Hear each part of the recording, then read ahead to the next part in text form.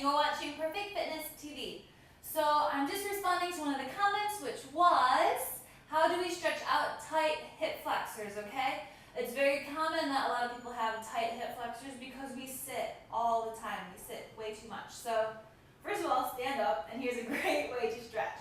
So if you are preferably against a nice smooth wall, not against this brick wall, so I put my socks on, but basically, from a lunge position, take one knee all the way up against the wall. So here's how we'll do this, like that. And you become in a lunge here, okay? Now here, you try to get yourself as close to the wall as possible, pressing your hip forward, okay? Now this could feel quite tight at first, especially if you have very tight hip flexors, but it's a good one because the one thing you don't want to do when you're stretching your hip flexors is arch in the lower back, okay? Now, if you're feeling quite comfortable with this, try to lean up against the wall, and you can even take your arms up and lean back into the wall. This is a really, really, really nice stretch. And then you can lower it down and go to the other side. So once again, you just bring the knee right up against the wall, so it's right in the crease between the floor and the wall. Bring the other foot forward into the lunge, and you lift up, and try to take yourself back, pressing that working leg, pressing that hip forward. And then you can take the arms up, try to take yourself close against the wall if you can.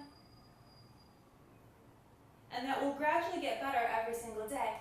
Now, if that's even too much for you, you can completely take the wall away, here, take the lunge and just drop your hips forward. You'll feel that here, and then to advance it, you can grab that back foot here and pull the heel in, making sure you're pressing the hips forward. Okay? So that's a really great hip flexor stretch. Obviously, we all know how to stand. If you're standing, you can do this stretch as well.